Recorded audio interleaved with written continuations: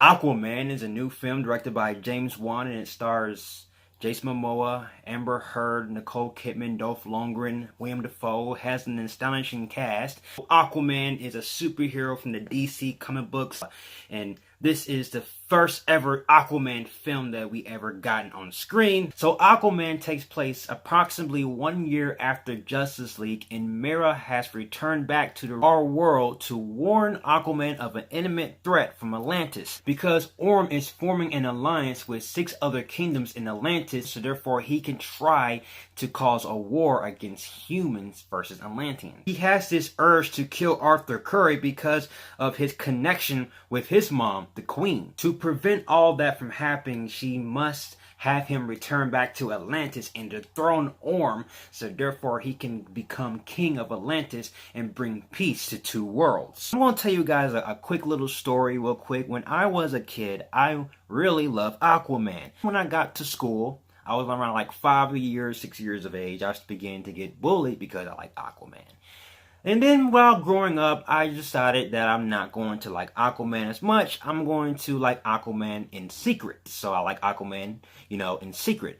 Because many years I've been hearing that Aquaman is this and that. He's a bitch. He's garbage. I heard so many Aquaman jokes. And then they casted Jason Momoa as Aquaman. And I began to be like, okay, well, since they casted Jason Momoa as Aquaman, all jokes will die. After watching Aquaman, all jokes have died. Because Jason Momoa, he killed the role as Aquaman. He even killed the role as Aquaman in the first Justice League. Jason Momoa was badass. He brought the intensity to the character. He brought the charisma. He pretty much brought his own personality take to the character. I saw Jason Momoa. I really enjoyed this film. And this film is just really enthralling. James Wan really did a really good job. I could see the reason why he picked Aquaman, because Aquaman hasn't been done before and James Wan can completely do his vision. CGI was immaculate, despite that the whole entire film takes place in Atlantis, so they had to use CGI, and it did a really good job just making me invested into this world that made me feel like I was almost watching an extension of Avatar. All the other characters, Nicole Kidman's character, she plays the Queen. Guy who played Boba Fett in the Attack of the Clones in the Clone Wars series, he plays the father of Aquaman. He did a fantastic job with his performance, and everyone did a really good job of blending in with their roles. There wasn't a moment where I was actually watching the actors playing the characters. I was actually watching the characters themselves. I want to express my gratitude, my love to Black Manta. The film did a really good job of giving Black Manta character a little bit of humor, and also to giving him a building character arc that the audience can actually get behind. Me as a DC fan are really looking forward to seeing Black Manta more, and I wish he had more screen time in this film, but for what we got, I was satisfied. Also, the score from Rupert Gregson-Williams was pretty good. I did like the Aquaman theme that he composed for it. It was really good. Some of the other music in this film was kind of a hit and miss. Stop!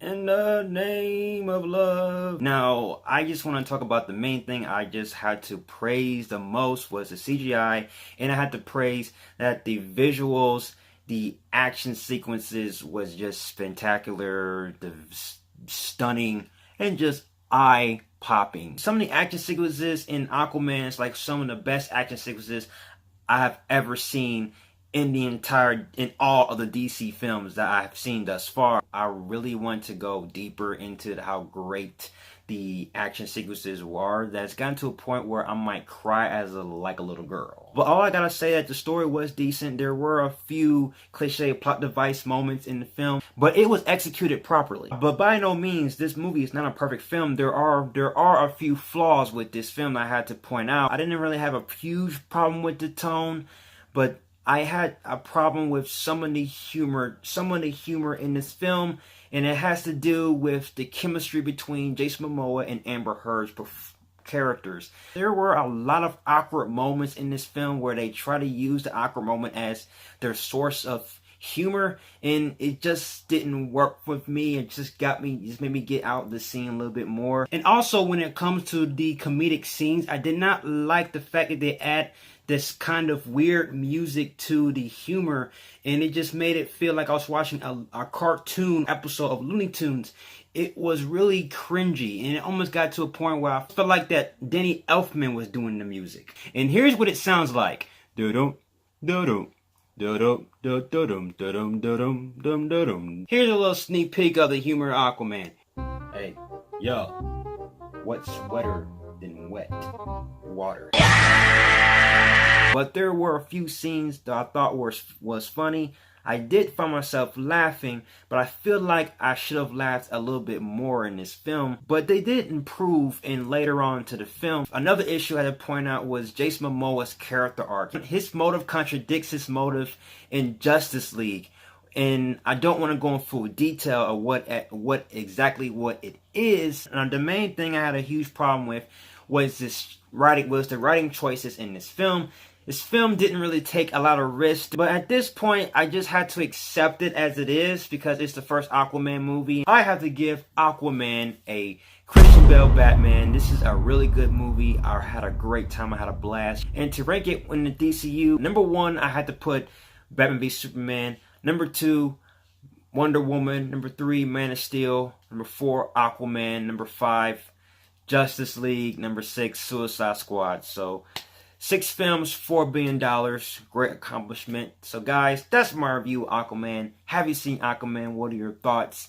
Comment below. Like everything you see and you agree, click right here and subscribe to my channel and join me in the Batman family. I'll have more Batman-tastic views in a way.